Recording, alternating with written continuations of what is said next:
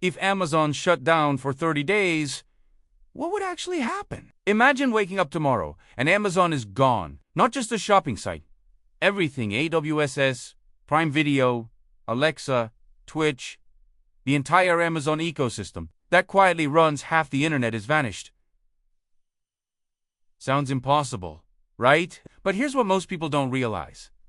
Amazon isn't just where you buy stuff. It's the invisible infrastructure powering modern life. And if it disappeared for just 30 days, the consequences would be far more catastrophic than you think. Within hours, half the internet would go dark. Within days, small businesses would collapse. And within weeks, you'd understand just how dependent we've become on a single company. This is the story of what happens when convenience becomes vulnerability.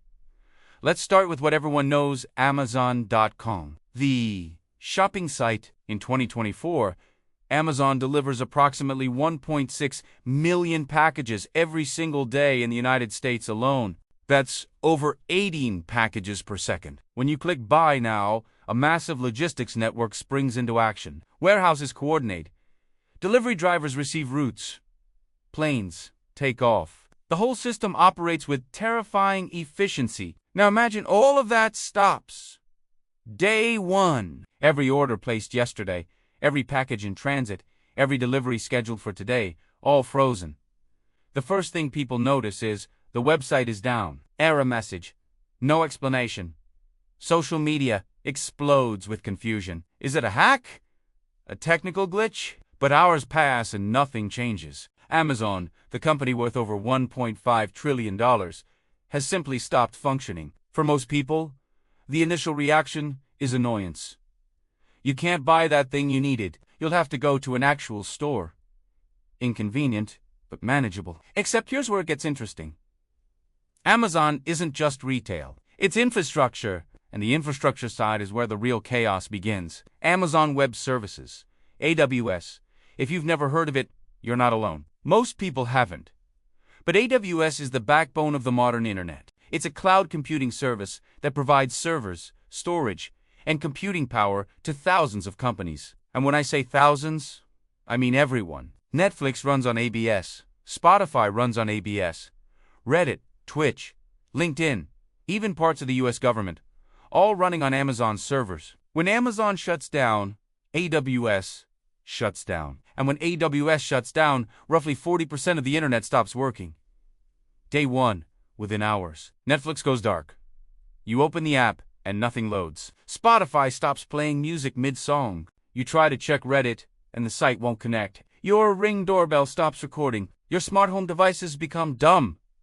If your company uses Slack for communication, it's gone. If you store files on Dropbox, you can't access them. The scale of the disruption is staggering. Businesses that depend on cloud infrastructure to operate suddenly have no infrastructure. Customer databases vanish. E-commerce sites crash. Mobile apps stop functioning. And this isn't just inconvenience. This is economic paralysis. Small businesses are hit hardest. A local bakery that takes online orders through a platform running on AWS offline. A consultant who stores client files in the cloud, locked out. An independent creator who streams on Twitch. No incomes the first 24 hours are confusion. The next few days are panic. By day 3, the economic impact becomes clear. Amazon employs over 1.5 million people globally. Warehouse workers, delivery drivers, corporate staff, software engineers. On day 1, they all show up to work. But there's nothing to do. Warehouses sit full of inventory that can't be shipped. Delivery vans sit idle. Corporate offices are ghost towns because all the communication tools run on AWS and don't work anymore. Within a week, Amazon announces temporary unpaid leave for most employees. Over 1 million people suddenly have no income. No paycheck coming. Bills still due. The unemployment rate doesn't just tick up, it spikes. But the real devastation hits small businesses that depend on Amazon. There are over 2 million third-party sellers on Amazon. Small companies, often just 1 or 2 people, who use Amazon's platform to reach customers. For many of them, Amazon is their only sales channel. They don't have their own website. They don't have retail distribution. They have Amazon. And now Amazon is gone. These businesses don't just lose sales for a month. Many of them collapse entirely. They have inventory they can't sell.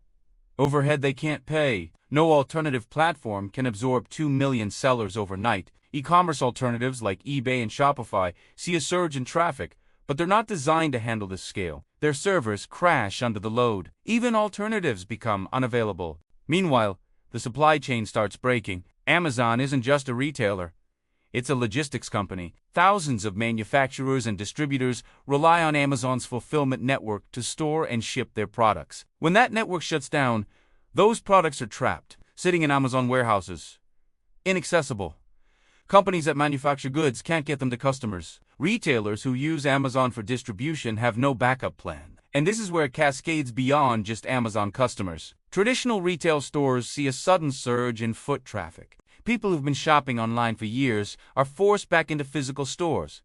But stores aren't prepared. Their inventory levels are based on pre-Amazon shopping patterns. Shelves empty quickly. Supply chains optimized for online ordering can't pivot fast enough to restock physical locations. You go to Target to buy something and it's sold out. You try Walmart, also sold out. You check smaller retailers. They don't carry it because Amazon killed their ability to compete years ago. By week 2, we see something unexpected, a temporary boom for small local businesses. People rediscover neighborhood stores. Local bookshops that survived Amazon's dominance suddenly see customers again. Hardware stores get foot traffic. Farmers markets become busy. There's a brief moment where it feels like maybe this is good. Maybe we're returning to a more human scale of commerce. But it's an illusion, because most small retailers have already been hollowed out by Amazon. They don't have the inventory. They don't have the variety. They survived by serving a niche that Amazon couldn't quite kill.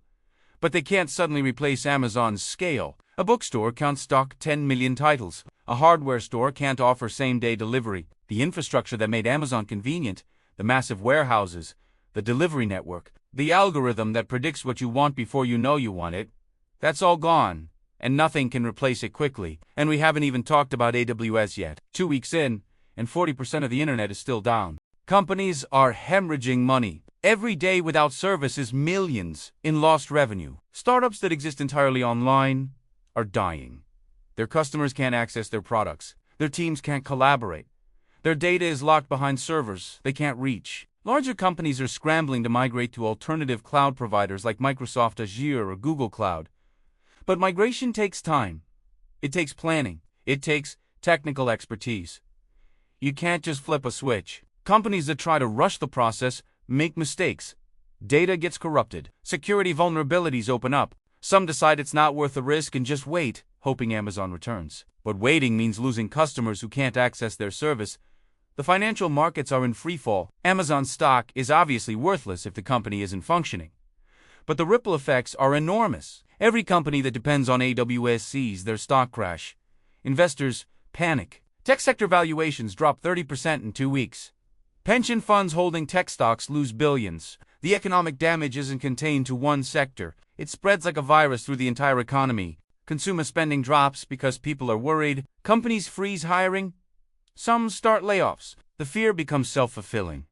By week 3, something else becomes obvious. Amazon's absence reveals how much we took for granted. Kindle books you bought? Can't read them. Audible audiobooks? Can't listen. Amazon Music? Silent. Your Amazon photos stored in the cloud. Inaccessible. Every digital product tied to Amazon's ecosystem is gone.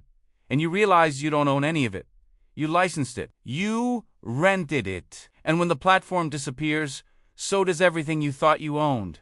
This is the dark side of convenience. We traded ownership for access. And access can be revoked. Small towns suffer disproportionately. In rural areas, Amazon wasn't just convenient. It was essential. Stores closed years ago because they couldn't compete. Now there's no Amazon and no alternatives. People drive an hour to the nearest city to buy basic goods. The elderly, the disabled, people without cars, they're simply cut off from commerce. The digital divide becomes a physical one. Urban areas have options. Rural America doesn't. By day 30, pressure mounts for government intervention. Amazon is too big to fail. The economic damage is too severe. Politicians call for emergency measures. Some suggest nationalizing AWS temporarily to restore internet infrastructure. Others propose breaking Amazon up so this can never happen again. But in the short term, none of that helps. The damage is done. Unemployment has spiked.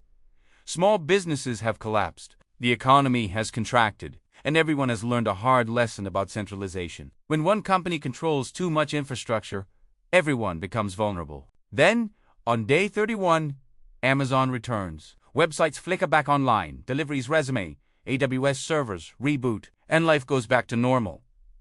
Or does it?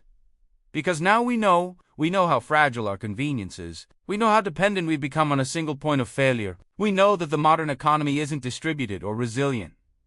It's centralized and vulnerable. And we also know that Amazon knows this too. They've seen their power, the leverage they have, the fact that society cannot function without them.